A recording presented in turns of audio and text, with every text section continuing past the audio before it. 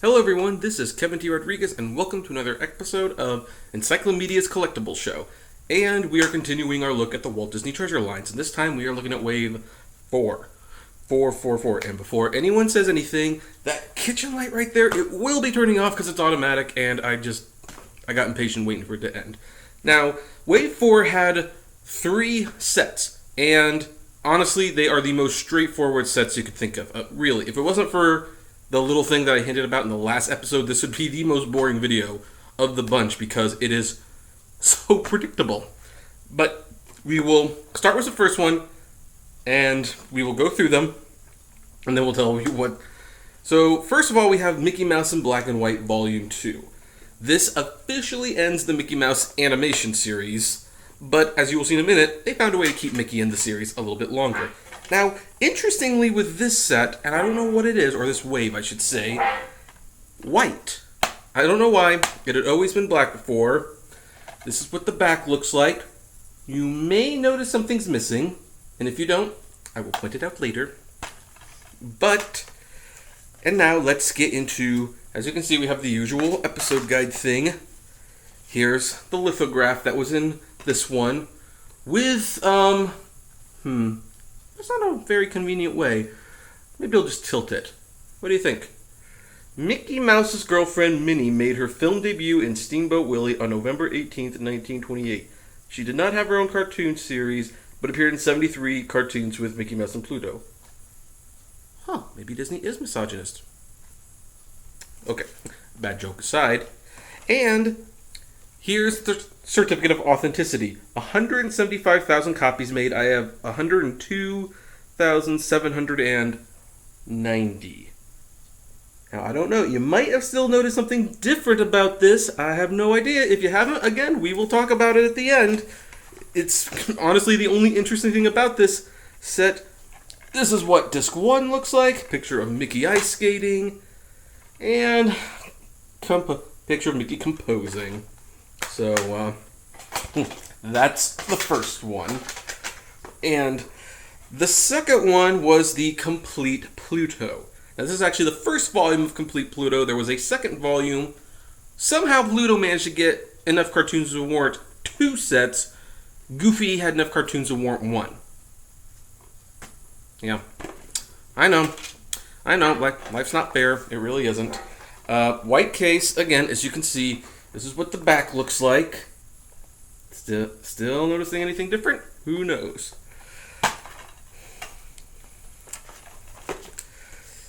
This is what the lithograph looked like. And the trivia on the back is, the dog who would eventually evolve into Mickey's faithful friend, Pluto, made his debut as a bloodhound in the Mickey Mouse cartoon, The Chain Gang in 1930. And the certificate of authenticity shows that they made 110,000, so about 65,000 less than the Mickey Mouse Black and White.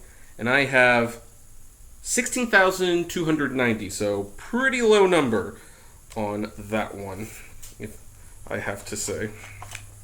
And if we want to look at the discs, this is disc 1 and disc 2. Well, and the light just turned out. What do you know? Now we get to the third one. And this would actually be the way that Disney would keep Mickey Mouse in the lineup, or at least the Treasures series, for another few volumes. However, you know, how should I say it? I can't think of the word, but you'll get the drift. It's the Mickey Mouse Club, and no, this is not a complete season. This is just select episodes. They picked, in what was in their opinion, the best episodes. I haven't watched every single one, obviously, but you know, it's a cute kid show from what I did watch. Now, this was an interesting lithograph that they included. This is what the lithograph they included. And the trivia is, when the Mickey Mouse Club made its TV debut on October 3rd, 1955, the music made as indelible an impression as the show itself. The Mickey Mouse March opened each show with a cadence that let home audiences know the magic and memories are about to begin. AKA, it opened with a theme song. Yep, that's your Disney magic right there. And as you can see, they had a little bit more faith in Mickey Mouse Club because they made 130,000 copies of this one, and I got 99,631. So, and there's disc 1, Mickey Mouse on the TV tube, and there's Mickey Mouse showing the Mickey Mouse Club gang.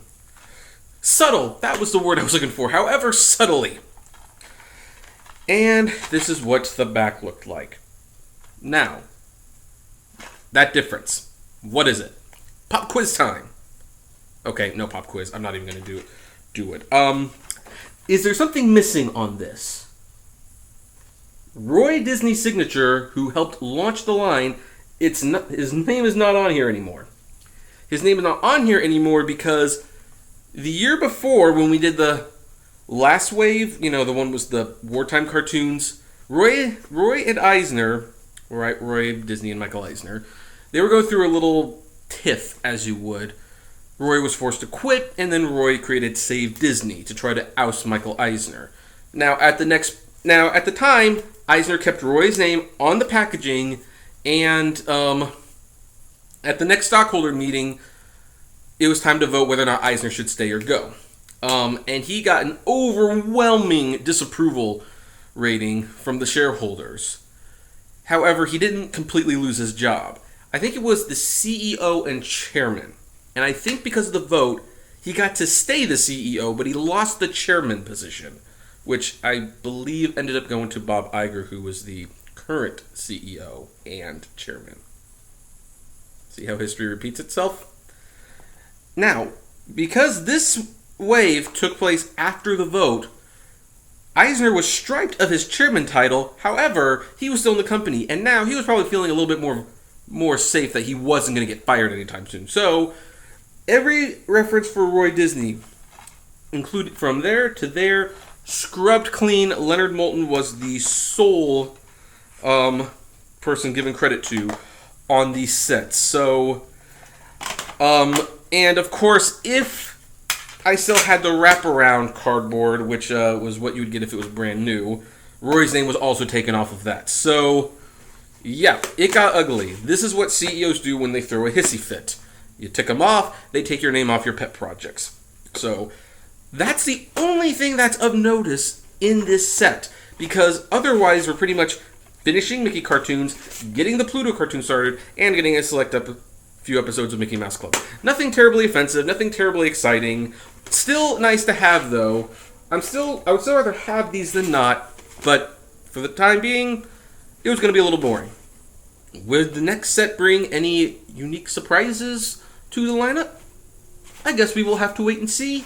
Comment below, do you have any of these? And by the way, before we do the whole spiel, this will set you back the most money. This, if it's new or used, it kind of depends. It'll probably cost you $50. This is, like Tomorrowland, something you can find usually very cheap. So expensive and really cheap. So, interesting how that works out. How each set always has, like, one that's really rare and one you can find anywhere if you want. So, anyway, own any of these? Do you like any of them? Do you dislike any of them? I'd like to know. Comment below. Like, favorite, share, subscribe. And as always, flame responsibly. Have a good one.